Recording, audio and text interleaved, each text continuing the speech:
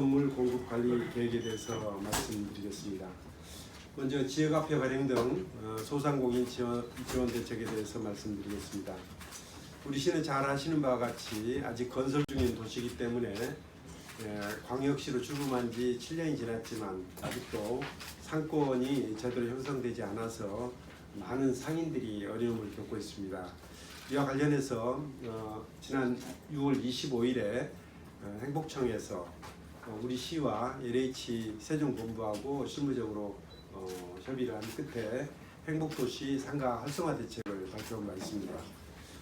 행복청에서는 지난 1년 동안 연구 용역을 통해 분석한 결과 상가 공실과 또 영업분인의 원인에 대해서 첫째, 상업용지를 너무 빠르게 많이 분양했다는 점, 둘째, 아파트 내 상가가 다른 지역에 비해서 또 과다하게 공급되어 있다는 점, 그리고 분양가가 높고 거기에 따라서 임대료가 또 높다는 점, 그리고 최근 온라인 쇼핑이 확산됨에 따라서 실제로 이제 상가를 찾는 그런 시민들이 또 줄어드는 그런 추세가 있다는 점, 이런 네 가지 원인이 있다고 분석을 했습니다. 이러한 용역 결과를 토대로 우리 시는 지역화폐를 발행하는 등 소상공인들을 위한 다양한 지역상권 활성화 대책을 마련해서 시행해 나가고자 합니다. 우선 지역화폐는 우리 시가 발행하고 또 우리 시 안에서만 사용할 수 있는 일종의 상품권이라고 볼 수가 있겠습니다. 지역 내의 소비를 늘려서 상인들의 매출 증대에 도움을 주고 또 지역 자본의 역외 유출을 막는 데 목적을 두고 있습니다. 발행 시기는 내년 3월로 예정을 하고 있습니다. 최초 발행액은 초기 발행액이 많을 수가 없겠습니다만 우선 한 70억 원 정도를 계획을 하고 있습니다. 이 중에서 한 48억 원은 출산 축하금 그리고 공무원 복지 포인트 등으로 지급을 하고 나머지 22억 원은 일반 시민들이 구입해서 사용할 수 있도록 하겠습니다. 지역화폐를 지급하는 가맹점은 음식, 숙박업, 그리고 도소매업, 학원, 주유소, 관내 제조업 등으로 한정을 하고 또 소상공인을 보호하고 지역자금의 역외 유출과 상품권 남용을 방지하기 위해서 대규모 점포라든지 기업형 슈퍼마켓, 유흥업, 사행성 오락업 등은 제외하기로 하였습니다. 지역화폐 유형은 우리 시가 전국에서 가장 젊은 도시이자 또 스마트시티 국가 시범도시라는 특성이 있기 때문에 이런 특성을 살려서 우선 카드형으로 발행할 생각입니다. 그리고 QR코드 결제 시스템이 구축이 되면은 모바일형도 추가해서 발행하는 것을 좀 추진 중에 있습니다. 지역화폐의 이용을 촉진하기 위해서 평상시에는 한 6% 정도, 명절이라든지 또 처음 출시할 때는 한 10% 정도 할인해서 판매할 계획도 갖고 있습니다. 이 일을 추진하기 위해서 우선 민간합동 추진위원회를 구성해서 발행과 또 유통 활성화 등에 관한 세부적인 사항들을 마련하고 또 9월 말까지는 지역화폐 발행 및 운영 조례를 제정할 생각입니다. 그리고 10월에는 우리 지역화폐의 명칭을 공모하도록 하겠습니다. 내년 2월까지 운영 대행사 선정이라든지 가맹점 모집 및 계약, 또 운영 시스템 등을 맞추고 내년 3월부터 발행해서 활용할 수 있도록 하겠습니다. 지역화폐 발행과 병행해서 다양한 소상공인 지원 대책을 추진하겠습니다. 첫째, 경제산업국장을 단장으로 하는 상권 활성화 추진 TF팀을 구성해서 관계기관과 유기적으로 또 협조를 하고 또 시민들과 함께 상권 활성화 방안을 마련하도록 하겠습니다. 오늘 발표한 사항도 있겠지만 앞으로도 소상공인들과 꾸준히 협력해서 추가적인 대책들을 발굴해 나가도록 하는 데 있어서 중요한 역할을 담당하게 될 것입니다. 그리고 소상공인 지원 담당을 신설해서 자생력 있는 소상공인 생태계를 구축하고 각종 지원 정책을 추진하도록 할 계획입니다. 두 번째는 이달 중으로 소상공인 지원 세종센터를 개소할 계획입니다. 지금 현재까지는 소상공인 지원 공주센터를 이용했었는데 이에 따라서 많은 상인분들이 많은 불편을 겪었습니다. 이를 해소하고 또 맞춤형 컨설팅과 경영 지원들을 통해서 지역 상공인들의 경쟁력을 높여나가도록 하겠습니다. 세 번째로 그동안 우리 시 관내에는 그 상점가로 지정된 지구가 없어서 전통시장 지원과 같은 여러 가지 지원책들을 강구하지 못했는데 앞으로 상인을 중심으로 해서 상인 조직도 설립하고 또 적절한 지역을 찾아서 상점가를 지정한 다음 중소벤처기업부의 상점과 활성화 공모사업에도 응모하는 등 다양한 노력을 기울여 나가도록 하겠습니다.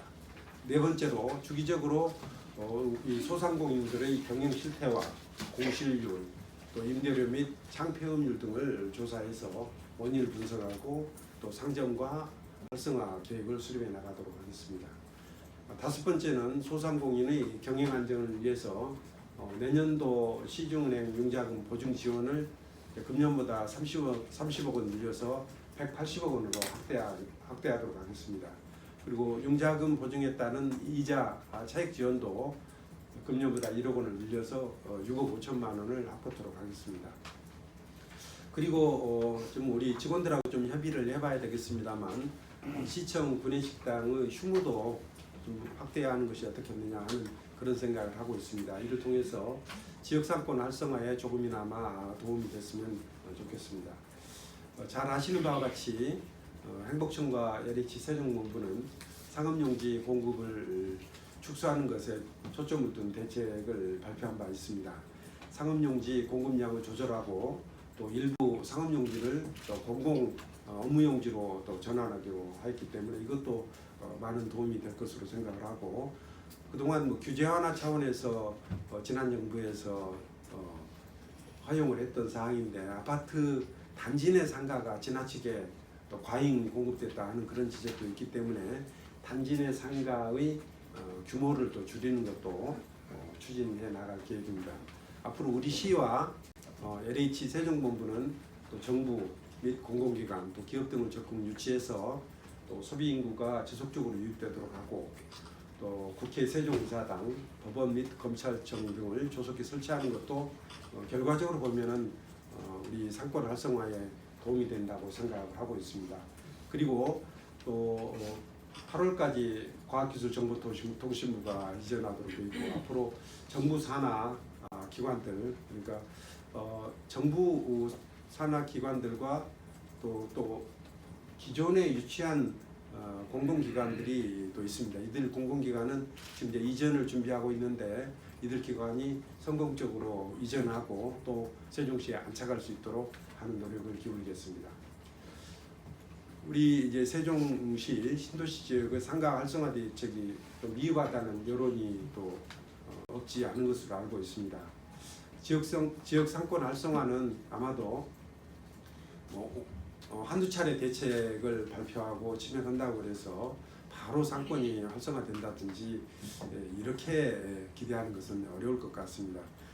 앞으로도 지속적으로 필요한 대책들을 좀 계속해서 강구해내고 또 우리 시와 행복청, LH 등 관계기관도 함께 대책을 이번에 만들었습니다만 이런 대책들을 함께 또 추진해 나가고 또 시행 과정에서 평가를 해서 추가적으로 필요한 대책들이 있다면은 또 추가적인 대책도 만드는 등 지속적인 노력을 할 필요가 있다고 생각해서 오늘 발표한 대책이 그치지 않고 앞으로도 추가적인 대책을 꾸준히 마련해 나가겠다 하는 그런 말씀을 드리겠습니다.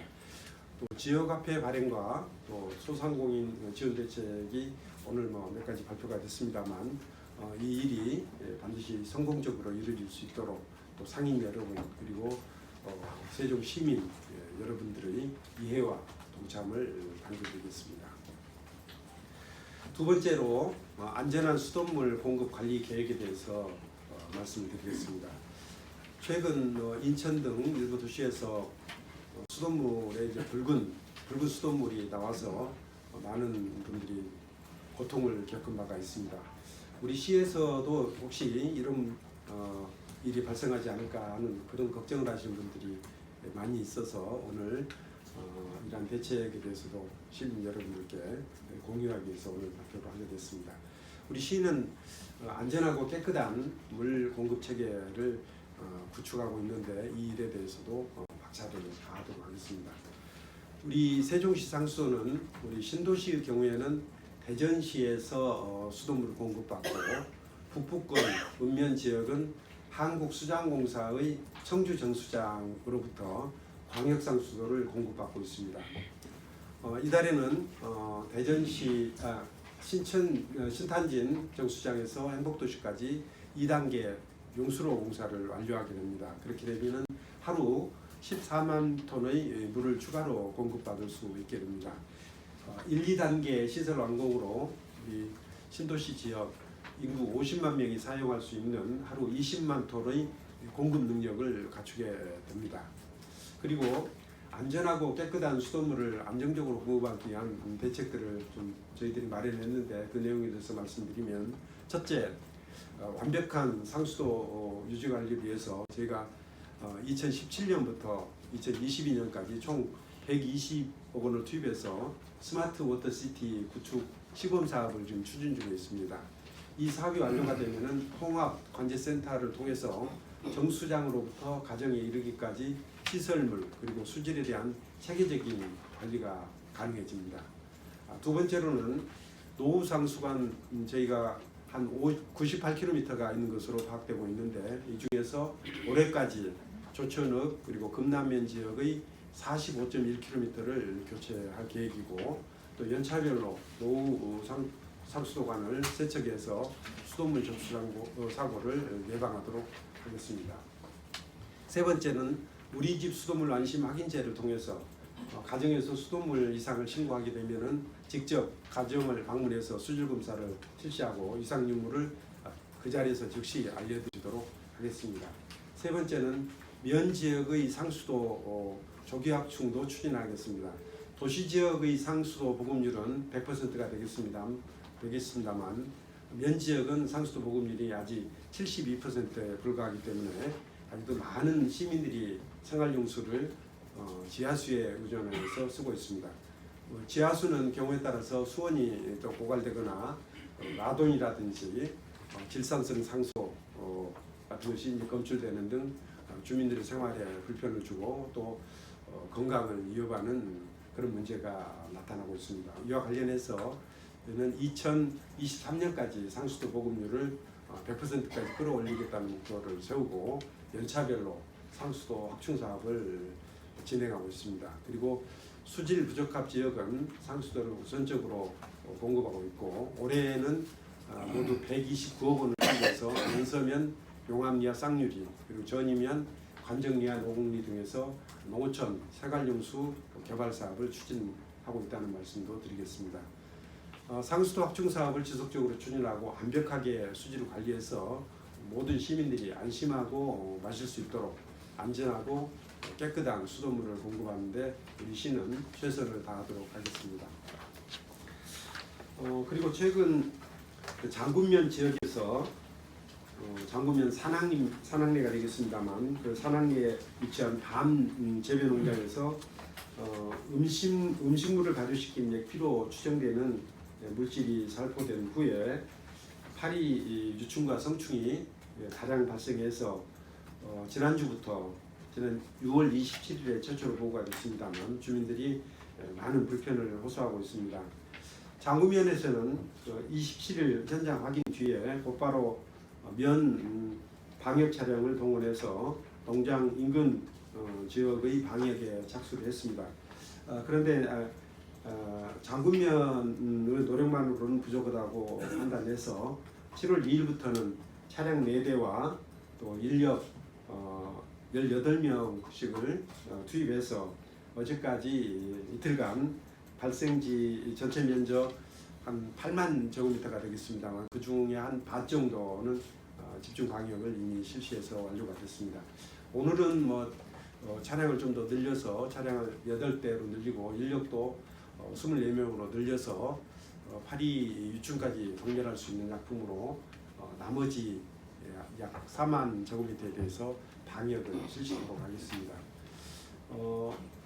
내일부터 7일까지는 농장 전체에 대해서 2차 방역을 실시해서 파리 유충과 성충을 박멸하도록 하겠습니다.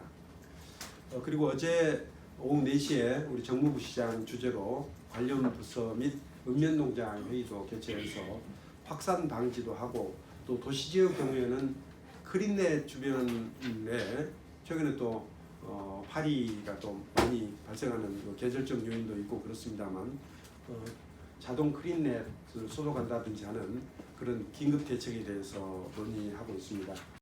자치분권가가 총괄 부서가 되고 또 관련 부서들이 참여하는 협조 체계를 구축해서 대처해 나가고 있다는 말씀을 드리겠습니다. 그리고 이번 사건과 관련해서 원인을 좀 분명하게 좀 확인하고, 또 필요한 경우에 또 위법사항이 확인될 경우에는 엄정하게 대처하도록 하겠습니다. 우리 시의 특사경 그리고 또 수사기관을 통해서 조사도 하고, 위법사항이 확인될 경우에는 위법 조치하고, 또 방제 비용에 대해서는 구상권을 청구토록 하겠습니다. 앞으로 농가에서 불량 퇴비를 사용하지 않도록 농가를 대상으로 해서 이번 피해사 사례를 또 전파도 하고, 또 교육자료도 작성 배포해서 이러한 사건이 발생하지 않도록 철저를 기하도록 하겠습니다.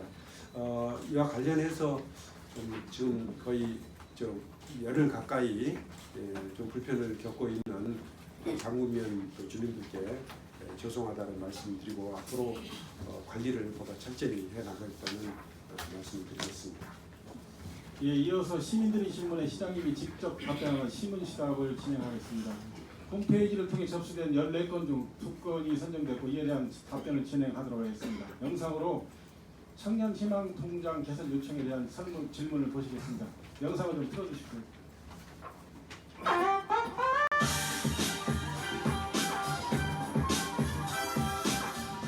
조천읍 우길 아파트에 거주하는 시민입니다. 현재 서울, 부산, 경기도 등 다른 지자체에서는 청년들의 자산 형성을 돕기 위해 청년희망통장을 운영하고 있습니다. 우리 세종시에서도 청년들의 자산 형성을 위한 청년통장 개설을 시행하여 주시기 바랍니다. 예, 다음 질문은 시민을 대신하여 제가 대신 질문을 하도록 하겠습니다. 안녕하세요. 세종시에 사는 시민입니다. 주민자치 프로그램의 시간당 강사료가 타 지역에 비해 작은 듯해서 질문을 드립니다. 타 지역의 강사들과 비슷한 수준으로 강사료가 인상되기를 바랍니다. 타 지역 강사료 수준으로 인상되어야 강의의 질적 향상이 이루어질 것 같습니다. 이 두 개에 대한 시장님의 질문을 듣도록 하겠습니다. 예, 답변 드리겠습니다. 먼저 청년희망통장 개설에 대해서는 청년통장 지원사업이라는 것은 이제 근로 청년들이 일자리를 또 유지하고 또 돈을 모아서 자산 형성을 할 수 있도록 돕는 그런 제도입니다. 현재 9개 시도에서 소득이 낮은 근로청년들에게 지원하고 있는데, 우리 시는 이제 이를 시행하지 않고 있습니다. 다만 우리 시는 생계급여 수급 근로청년을 위한 청년희망 키움통장, 그리고 중소기업에 재직 중인 청년들을 위한 청년 내일 채움 공제라는 프로그램을 중앙부처와 협력해서 운영을 하고 있습니다. 실은 이런 통장들이 성격이 좀 비교적 유사합니다. 그렇기 때문에 제 생각으로는 청년희망 키움통장 그리고 청년 내일 키움공제 이런 제도를 우리가 시행하고 있기 때문에, 또 시행한 지 그렇게 오래되지 않거든요. 그래서 이 제도를 좀 어느 정도 시행해 보고 또 그 성과를 좀 분석한 다음에 그 후에 청년통장을 도입할 것인지 여부를 좀 결정하는 게 어떻겠느냐 하는 그런 생각이 듭니다. 가급적이면은 이런 통장들을 좀 하나로 좀 통합해서 운영한다든지 이런 것들도 좀 필요할 것으로 생각하는데, 우선은 이제 시행한 지 얼마 되지 않았기 때문에 시행 결과를 본 후에 판단하는 것이 좀 좋겠다, 이렇게 판단하고 있습니다.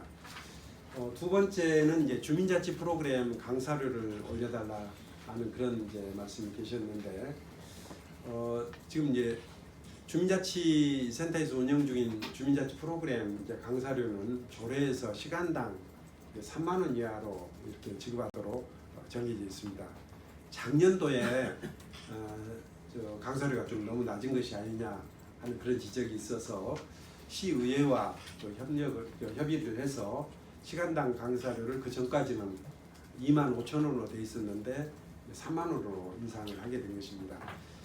이렇게 3만 원으로 정한 것은 타 지역과 비교해 보니까 이 3만 원 정도면은 뭐 다른 지역과 좀 비슷한 수준이 아니겠느냐 하는 그런 판단을 했었던 것인데요. 우선 지금 작년도에 그렇게 인상을 했기 때문에 바로 인상을 검토하는 것보다는 우선 좀 이 부분에 대해서도 당분간 좀 시행을 해보고 또 우리 또 시민들 의견도 좀 듣고 그래서 강사 수당 인상은 시기적으로는 지금 당장 하는 것보다는 좀 더 시간이 좀 지난 뒤에 검토해 보는 게 좋겠다 하는 생각이고, 가장 바람직스럽기는 저희가 이제 주민자치회도 좀 새로 구성하고 그래서 이런 일들에 대해서는 주민자치회가 중심이 돼서 뭐 강사료 수준을 정한다든지 이런 것들을 좀 결정하도록 하는 것이 역시 바람직한 일이 아니겠는가 생각합니다. 길게 보면은 각 읍면동의 인구수라든지 또 주민자치 프로그램 운영 현황 이런 것들을 고려해서 적정한 예산을 책정을 하고 그 예산과 또 주민자치 프로그램 운영하면 일부 프로그램에 대해서는 수강료도 받고 그러니까 그런 것들 포함해서 어떤 강사를 쓸 것인지, 강사를 선정할 것인지, 그리고 강사료 수준을 어떻게 할 것인지 이런 부분에 대해서 주민자치회에서 좀 재량을 가지고 또 일을 할 수 있도록 하는 것이 또 필요하지 않나 하는 생각인데, 이 부분에 대해서는 우선은 지금 조례로 정해진 사항이기 때문에 작년도에 개정된 조례에 따라서 현재와 같이 강사료 수당을 3만 원 이하로 우선 좀 운영을 해보고 나중에 운영 체계 개편에 대해서는 좀 더 운영 상황을 본 후에 나중에 좀 검토해보도록 그렇게 하겠습니다. 예, 이어서 질의 답변 시간을 갖도록 하겠습니다. 질의하시기 전에 성함과 언론사 이름을 말씀해 주시면 감사하겠습니다. 질문할 분 계십니까? 예, 박 기자님. 예. 네, 세종바람의 박은주입니다. 지역화폐에 관한 질문과 그리고 주민자치 프로그램 강사료에 대한 질문 두 가지 생각하게 드리겠습니다. 가까운 지역 대전에 보면요, 17년 됐습니다. 벌써 두루라는 지역화폐를 사용하고 있는데 그 지역화폐 사용처를 보면은요, 농산물 거래라든가 뭐 병원도 하고 있고요, 뭐 민들레 의료사업 이런 쪽으로 약국, 위장원, 뭐 중고물품 거래까지도 사용을 하고 있습니다. 근데 이렇게 포괄적으로 사용할 수 있는 것은 농산물 거래도 가능하도록 그 지폐로 된 것도 사용할 수 있고 카드도 사용할 수 있기 때문에 곳곳에서 사용할 수가 있다는 건데요. 지금 얼마 전 발표한 공주 같은 경우도 모든 것을 카드형으로 한다고 하니까 전통시장의 상인들, 노점을 하시는 분들이나 이런 분들은 혜택을 전혀 받을 수가 없는 상황이어서 여기에 대한 대책이 굉장히 시급한 것으로 보입니다. 근데 이제 세종시도 앞서가는 도시다 보니까 카드형이나 QR카드 결제 시스템을 쓰시는 것 같은데, 그러다 보면 지명카드여야 되는 것, 그런 것들이 있죠. 이런 것들은 어떻게 해결하실 건지 그런 방안을 좀 여쭙고 싶고요. 그리고 강사료 같은 경우요, 제가 지역 주민자치 프로그램이요 3만 원 이하로 정해졌다는데 뭐 조례니까 이건 어쩔 수는 없습니다만 면 단위와 시 단위의 강사의 수준이 지금 어마어마하게 수준 차이가 있다고 그러죠. 국립국악원 출신의 어떤 무역하시는 분도 이 지역에 와서 이제 살다 보니까 봉사 차원에서 주민자치 프로그램에 가서 강의를 하고 계십니다. 뭐 그런 경우는 말 그대로 봉사 차원으로 하고 있는데, 면 단위나 이런 곳은 기존에부터 해오던 동네 분들이 강의를 하고 있어요. 근데 같은 강의로 3만 원을 가지고 이렇게 차이가 있으니까 주민자치위원들 한 6분이 심사위원으로 앉아서 강사를 뽑게 되는데, 다녀오신 분들 말씀이 이거는 대학 강사 뽑는 것보다 더 하더라고 이렇게도 우스갯소리로 얘기합니다만, 그거에 비해서 너무나 보수는 적은 건 사실이 아닌가. 앞으로 나아가야 할 방향인데 이거를 주민 자치 프로그램에만 맡겨두기에는 시에서 나오는 돈으로 그분들도 운영을 해야 되기 때문에 그걸 좀 시에서 어느 정도 감안을 해두셔야 되지 않을까. 이 두 부분 질문 드리겠습니다. 우선 이제 상품권 종이로 된 이제 상품권 발행에 대해서는 그동안 좀 저희 실무적으로 좀 검토를 해보니까 주로 이제 어떤 문제들이 많이 제기가 되냐면은 소위 적절한 용어가 생각이 안 나는데 시중에서 깡이라고 그러더라고요. 그래서 실제로 이제 상품권이 이제 본래의 취지대로 사용되는 경우도 있지만 오히려 이제 좀 그렇게 현금으로 바꿔 쓰는 뭐 그런 경우들도 좀 있는 것 같다는 거고요. 또 이제 그 상품권 발행과 관련해서 이제 비용 문제라든지 이런 것들도 좀 더 있고 그래서 이 부분에 대해서는 대체로 이제 뭐 여태까지 실무적으로 특히 상인들과 의견 나눠본 결과는 우선 카드가 그래도 비교적 좀 편리하고 또 효과도 더 있을 것 같다, 사용하기도 편리할 것 같다 하는 이제 그런 의견들이 많이 있어서 처음에 초기에 저희가 한꺼번에 많이 이렇게 발행하지 않거든요. 처음에 일단 한 70억 정도를 목표로 해서 일단 시작을 하고 또 시행하다 보면은 다른 도시들 예를 들어 군산 같은 데는 굉장히 많은 시민들이 참여해서 또 이용을 하고 있거든요. 그래서 이용 실태를 봐가지고 추가적으로 모바일이라든지 이런 쪽으로 확대하는 것을 지금 검토하고 있는데 우선 초기 첫 번째 발행하는 것은 여러 가지 한꺼번에 할 수가 없기 때문에 우선 좀 카드를 대상으로 해서 지금 생각을 하고 있다 하는 그런 말씀드리겠고요. 이제 강사료 부분은 실은 주민들이 이제 3만 원 수준의 강사에 좀 만족하지 못하겠다. 우리가 수강료를 좀 더 내는 한이 있더라도 좀 더 훌륭한 강사분들을 모시고 싶다 하는 이제 그런 또 뜻을 갖고 계시는 주민들도 또 계시는 걸로 알고 있습니다. 그래서 이것은 이제 우리 시 입장에서는 그런 모든 수요를 전부 시 예산으로 다 감당하는 것은 좀 무리가 있어 보이고 일정한 정도의 지원을 우리 시에서 하되 그런 추가적인 수요가 있는 부분들은 각 지역별로 그 지역의 수강 참여자들이 추가적으로 부담한다든지 뭐 이런 방식이 좀 필요하지 않느냐 이렇게 생각을 하고 있는데 어쨌든 현재 시스템은 조례로 상한을 정하도록 이렇게 돼 있기 때문에 그것을 이제 앞으로 어떻게 발전시켜 나갈 것인지에 대해서는 우리 시의회와 좀 협의를 해 나가도록 하겠습니다. 작년도에 그리고 시의회하고 뭐 협의하는 과정에서도 상당히 좀 논의가 많이 있고 그래서 우선은 시행 초년도거든요. 이 금년이 사실상 시행 초년도이기 때문에 의회에서 정하자마자 또다시 바꾸자 하는 그런 얘기를 하기는 또 우리 집행부 입장에서는 좀 부담이 있고 그래서 일단 좀 당분간 좀 시행을 해보고 그 뒤에 좀 추가적인 문제점에 대해서는 다시 한번 좀 개선 방안을 마련하는 것이 좋지 않겠나 이렇게 생각합니다. 예, 한 기자님. 예. 세종포스트 한지혜 기자입니다. 두 가지 질문 드리겠는데요. 첫 번째는 지역화폐, 두 번째는 물 사용 관련해서 질문 드리겠습니다. 첫 번째 이제 지역화폐 모범 사례를 보면은 관이 뒷받침해야 할 역할도 크다고 보이는데요. 특히 세종시는 또 역외 소비율이 높은 지역에 속해 그 지역화폐 성공이 좀 어렵다고 보일 수도 있겠습니다. 내년 발행 규모 그 70억 원 중에 48억 원이 출산축하금, 2억 원이 공무원 복지 프로젝트인데요. 그 지방세 같은 것들을 이제 지역화폐로 내게 하거나 대중교통요금 지불 방식과 연계할 수도 있고 뭐 공무원 업무 추진비를 지역화폐로 쓰도록 하는 그 좀 더 혁신적인 방안이 도입돼야 초반에 이제 지역화폐가 자리 잡을 수 있다고 생각을 하는데 그 내일 출시를 앞두고 있죠. 대덕구에 이제 지역화폐가 이제 도입이 되는데 그 이 경우에 지역 축제에서 지역화폐만 쓸 수 있도록 해가지고 이번에 축제를 준비 중이거든요. 그 구체적인 준비가 덜 된 상태에서 지역화폐를 도입해서 유명무실하게 운영되는 곳도 있거든요. 이용률을 높이기 위한 측면에서 앞으로 어떤 구체적인 계획을 갖고 계신지 궁금하고요.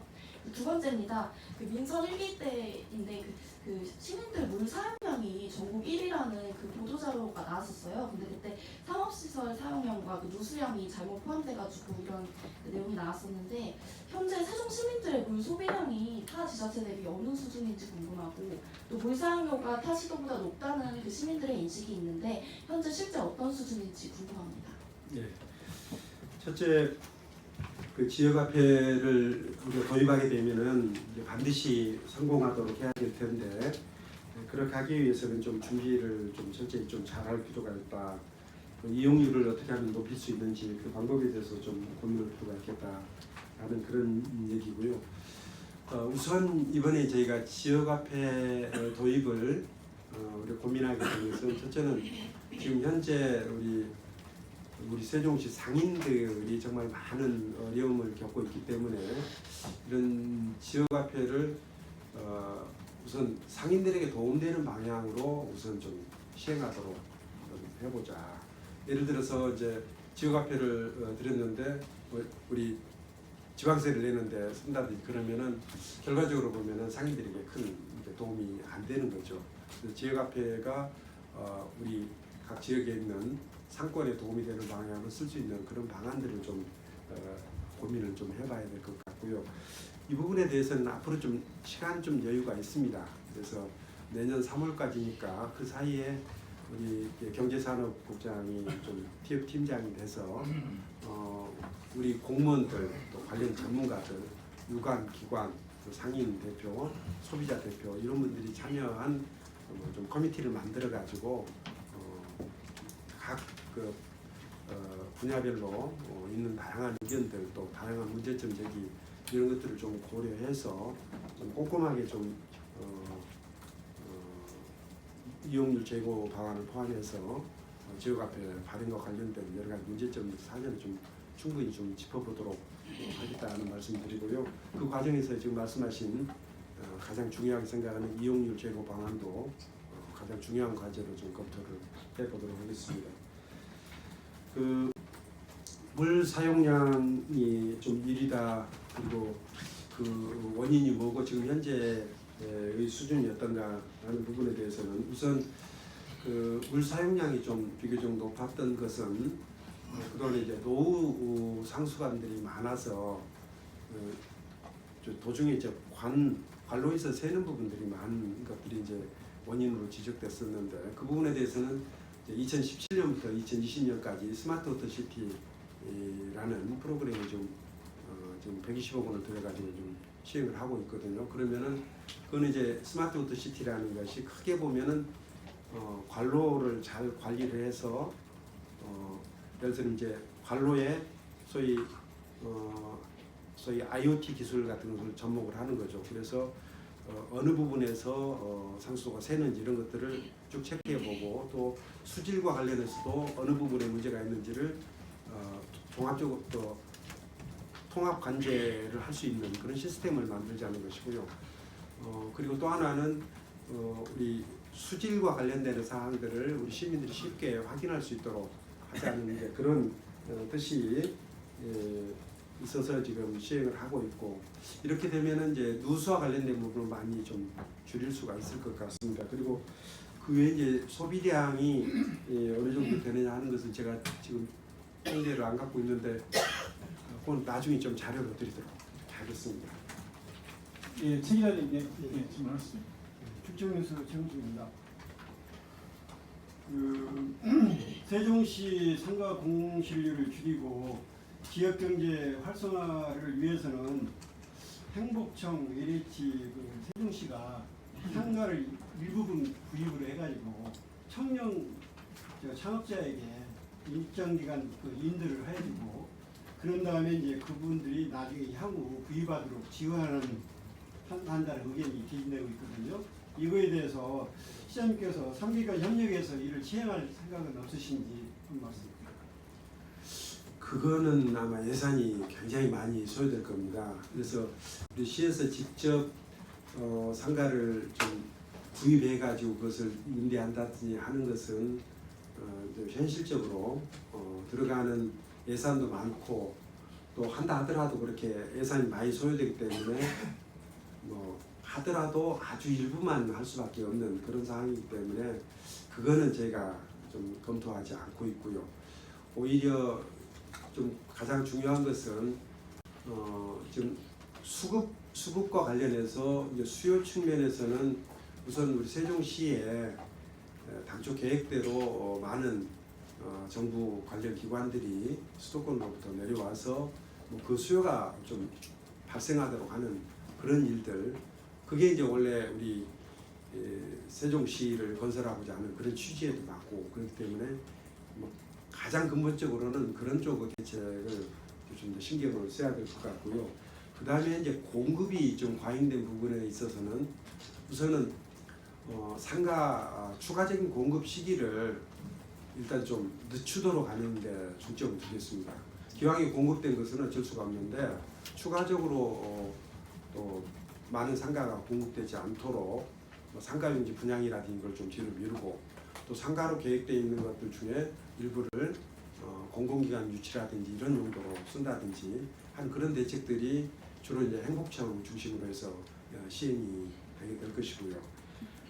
그리고 우리 시 차원에서는 뭐 그 수급과 관련해서 근본적인 대책을 우리 시가 강구하는 것은 좀 어떻게 보면 한계가 있을 수가 있기 때문에 그 과정에서 어려움을 겪고 있는 우리 상인들의 어려움을 어떻게 해소할 것인가 하는 부분에 대해서도 수급이 어느 정도 시간이 지나면은 좀 조절이 되겠지만 그 시간이 지날 때까지는 상인들이 겪는 어려움이 굉장히 크기 때문에 그 과도기적으로 어려움을 겪고 있는 우리 상인들의 어려움을 어떻게 해소할 것인가 거기에 좀 중점을 두고 우리 시에서는 좀 미시적인 대책들 이런 것들을 좀 적극적으로 세워나갈 생각이고요.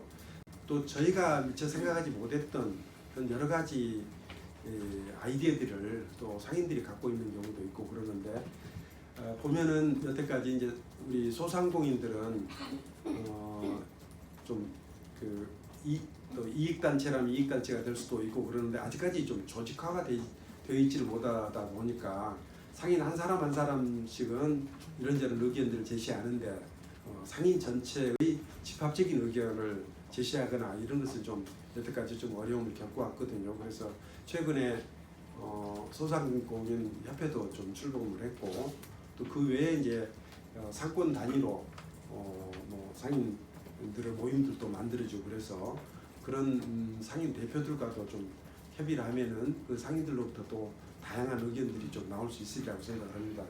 그런 의견들도 좀 반영을 해서 저희가 앞으로 어려움을 수급 문제 때문에 어려움을 겪는 그동안에 우리 상인들의 어려움을 조금이나마 덜어줄 수 있도록 이렇게 노력을 하겠습니다.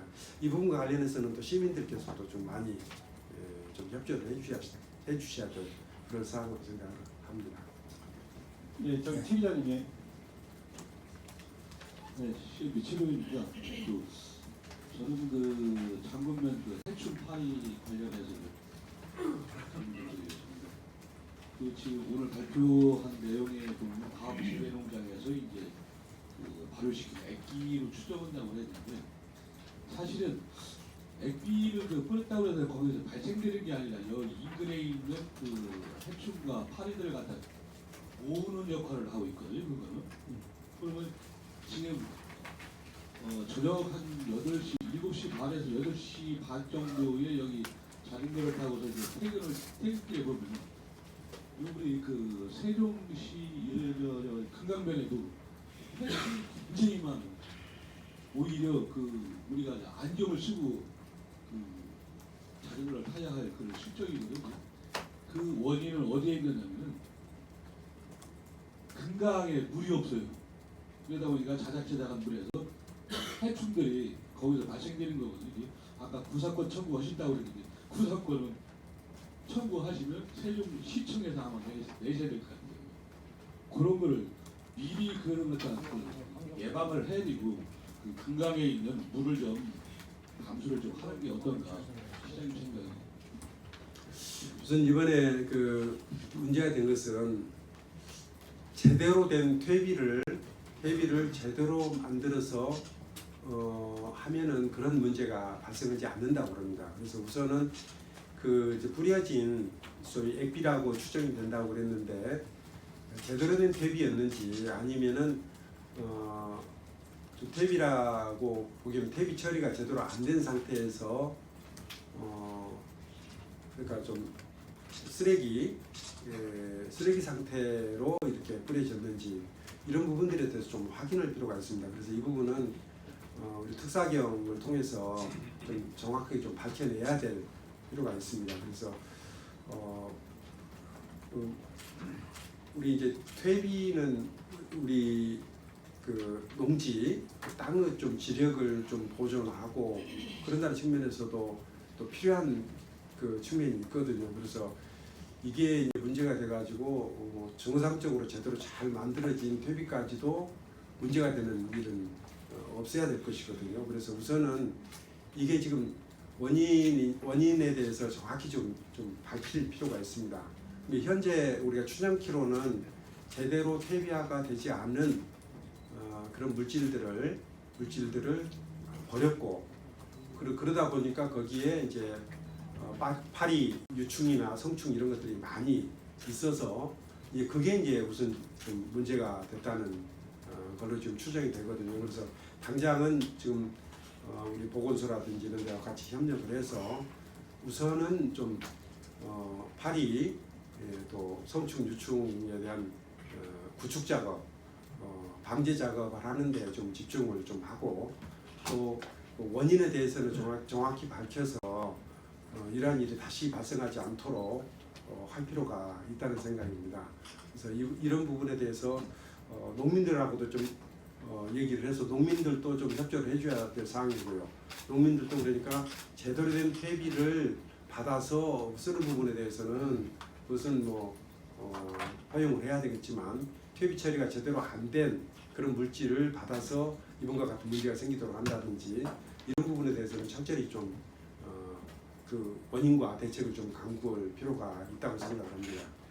그리고 그 수질 문제 관련해서는 여름철이 되면은 아무래도 그 수질이 오염이 되고 수질이 오염되면은 주변에 이제 이런 벌레가 많이 생긴다든지 그런 문제가 있는데 여태까지 이제 그 환경 전문가들 의견은 오히려 볼을 막아두게 되면은 물이 흐르질 않으면은 물이 더 썩고 그러면은 주변에 해충들도 더 많이 발생하고 수질도 더 문제가 된다는 거거든요. 그래서 오히려 지금 여름철 되면은 비도 많이 오고 갈수기하고 달리 이제 홍수기 쪽으로 접어들게 되면은 오히려 지금 최근에 비도 오고 그래서 수량도 더 늘어나고 그렇지만 여름철이 되면은 갈수기 그리고 겨울철 같은 데는 수량이 적음에도 불구하고 그런 해충이 발생한다든지 이렇지 않거든요.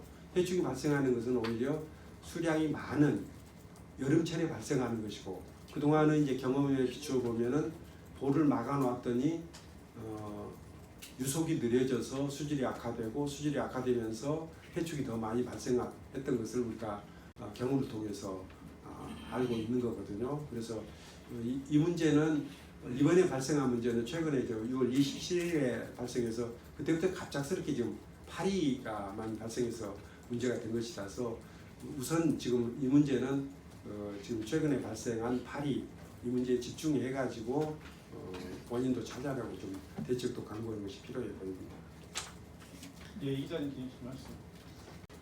시티저널의 시설 이명호 기자입니다. 여기 시장님 답변을 들으니까 질문할 게 자꾸 늘어나갔고요. 네 가지 정도 되는 것 같습니다.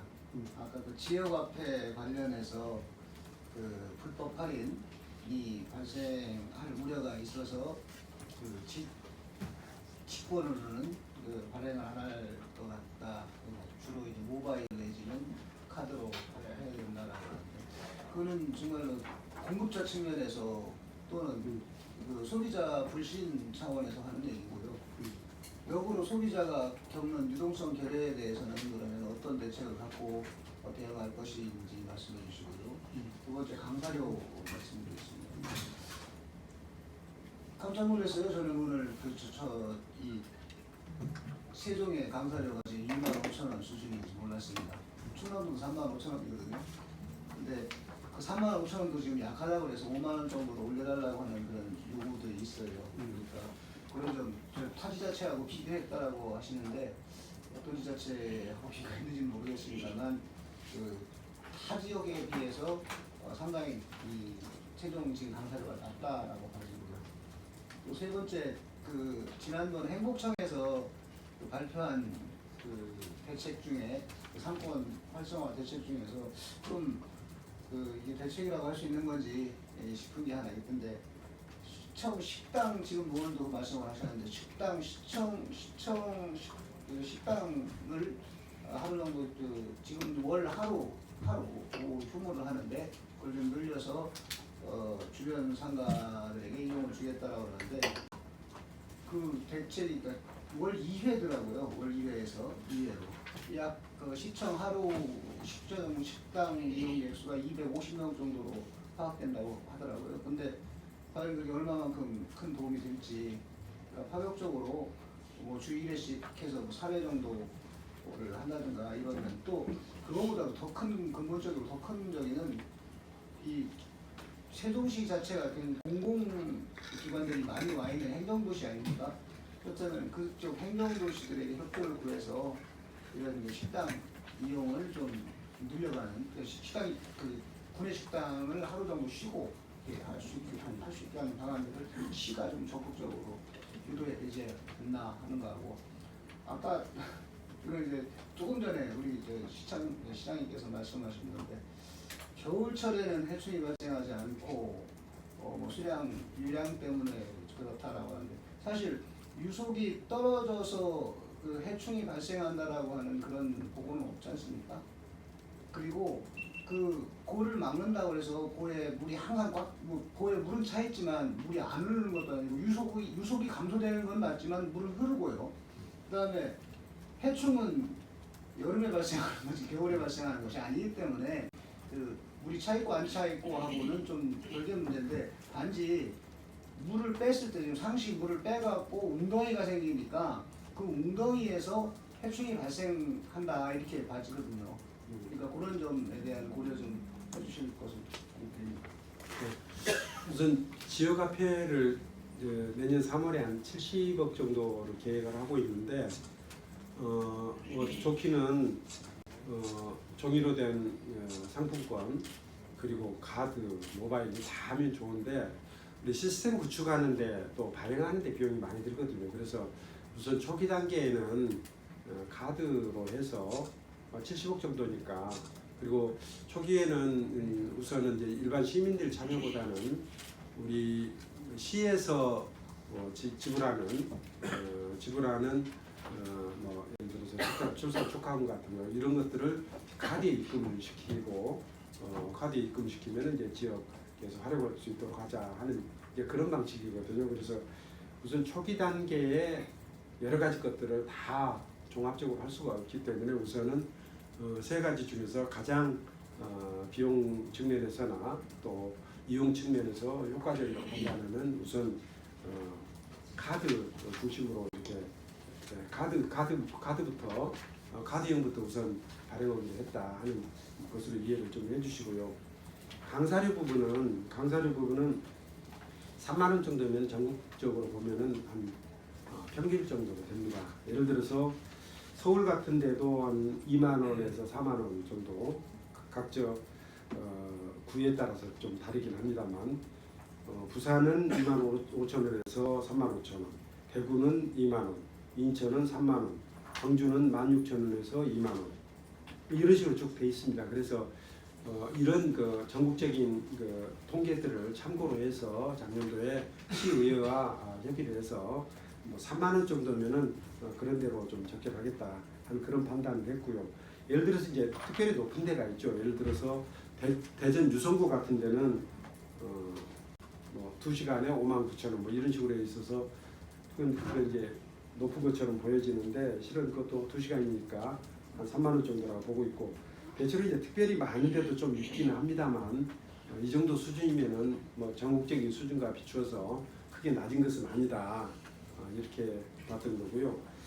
그다음 시청 식당은 지금 대체로 이용하는 게 월요일 같은 데는 한 500명, 그리고 다른 요일들은 대체로 한 400명에서 500명 수준 이렇게 이용을 하고 있는데, 그래서 금요일 하루 정도 지금 휴무를 한 달에 한 번 정도 하고 있는데, 그때 주변 그 음식점들은 상당히 좀 반기합니다. 그래서 최근에 주변도 보면은, 주변 상권도 보면은 음식점들이 잘 안 돼서 폐업하는 것들도 많고, 그래서 이런 상황이라면은 우리 시청 직원들에게 말씀하신 대로 주에 한 번 쉬게 한다든지 하는 것들도 좀 검토해 볼 필요가 있지 않느냐 하는 그런 생각을 했고요. 근데 이 부분에 대해서는 이제 제가 일방적으로 결정하는 것은 이제 온당치 않다고 생각하고요. 우리 직원들하고 좀 협의를 해봐야 됩니다. 우리 직원들이 좀 선뜻 이렇게 동의를 해주고, 그러면 좀 더 확대해 나갈 필요가 있지 않느냐 이렇게 생각을 하고요. 네 번째 그 하천변에 해충 발생하고, 이거는 제가 똑같은 말씀 드린 겁니다. 표현이 좀 달랐을지 모르겠는데, 계절적인 요인 때문에 여름에 해충이 발생하는 것이지, 그게 물이 지금 여름철에 오히려 물이 더 많잖아요. 근데 오히려 물이 적어서 금강물이 적어서 해충이 많이 발생한 것처럼 말씀을 하셨기 때문에 그게 아니고, 오히려 물이 적은 겨울에는 계절적인 요인 때문에 해충이 덜 발생하는 거고, 여름 되면은 계절적인 요인 때문에 해충이 늘어나는 것이지, 그게 꼭 수량 때문에 이렇게 특별히 해충이 많이 발생하는 것이다, 이렇게 보기는 어렵다는 말씀 드린 겁니다. 네, 시간이 51분이 됐는데요. 정부에서는요. 네. 어떤 게 나오느냐면 수량이 적었을 때 웅덩이가 생기는 해충들이 많이 발생한다, 이런 보고들이 굉장히 많이 나오고 있어요. 근데 우리 세종시 같은 돌을 터놓고 나니까 중간에 웅덩이들이 굉장히 많았죠. 예를 들어서 이쪽 옆에만 가더라도 거의가 유습이 없어요. 그러면 그 중에서 물이 흐르지 않는 곳에서 해충이 발생하게 되십니다. 그러니까 그래서 계절적인 요인에 의해서 여름철 되면 해충들이 많이 발생하는데, 최근에 해충 발생하는 거 아까 파리 문제하고 지금 해충 문제하고 지금 말씀을 연관지어서 말씀하셨는데, 그렇게 연관 짓는 것은 좀 무리가 있어 보인다 하는 그런 말씀 드린 거고요. 두 번째, 이제 실제로 해충이 많이 발생하는 것은 여름철인데, 여름철은 금강물이 오히려 지금 물이 많은 때 아닙니까, 여름철은. 그래서 그런 문제라면은 굳이 물이 많은 여름철에 그런 문제가 발생했다, 그것은 수량이 적어서 문제가 발생했다 하는 얘기는 여름철에 하기에는 또 이렇게 연관지어서 하기에는 적절치 않은 감이 있다, 그런 말씀드리는 겁니다. 예, 저기 질문하시죠. 이제 한 분만 하겠습니다. 50분이 넘어가 53분이 됐습니다. 예, 뉴스필 보라의 주대한 기자인데, 이번 그 농약 살포에 대해서 이 농약을 살포를 하게 되면 대단히로 할 것 같은데요. 그러면은 그 인체에는 해가 없는지 그게 좀 궁금하고요. 또 농약 이름은 좀 알 수 있으면 좀 얘기해 주시면 고맙겠습니다. 지금 현재 소독 방제 소독을 하는 것은 실제로 이제 소위 액비라고 추정되는 물질이 뿌려진 그것을 하나하나 찾아가면서 지금 방제를 하고 있다는 말씀드리고요. 소독약 이름은 제가 잘 모르겠는데 혹시 모열추유제입니다. 네? 유제. 네, 우리 저기 담당 과장님이 계시니까 나중에 우리 기자님 하시면 될 시간 것 같아요. 늦었지만 네, 홍문진 기자님 마지막으로 여쭤봐야 될 것 같아서요. 예, 내일모레 6일부터 일주일 동안 그 아태 도시정상회의 예. 호주 뉴질랜드 가시는데 예. 특별히 혹시 일정이 있으신지, 어떤 목적으로 가시는지. 우선 오스트레일리아 브리스번에서 아시아 태평양 지역 도시 정상회의라는 게 열립니다.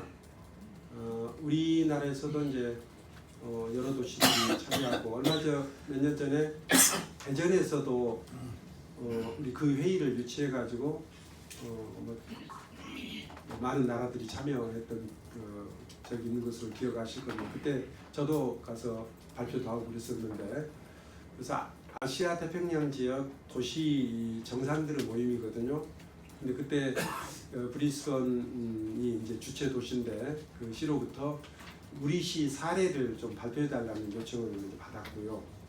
또 하나는 제가 지난 2월 달인가요? 그때 제가 웰링턴, 뉴질랜드 웰링턴 시를 방문해서 좀 협력을 하도록 돼 있었는데, 그때 제가 그 약속을 좀 지키지를 못했습니다. 그때 계획은 이제 일본 교토 시하고 웰링턴 시를 방문하도록 계획이 돼 있었는데, 한일 관계가 좀 최근에 좀 어려워지고, 또 교토 시는 최근에 또 지사가 작년에 좀 바뀌고 그래서 전 지사하고 했던 좀 약속이라서 또 새로운 지사하고 또 얘기하는데 좀 어려움도 있고, 그래서 그것도 좀 뒤로 미루고, 그래서 웰링턴만 따로 갈 수가 없어서 제가 웰링턴 시장한테 양해를 구하고 다음번 기회에 가겠다 하는 약속을 했었기 때문에, 이번에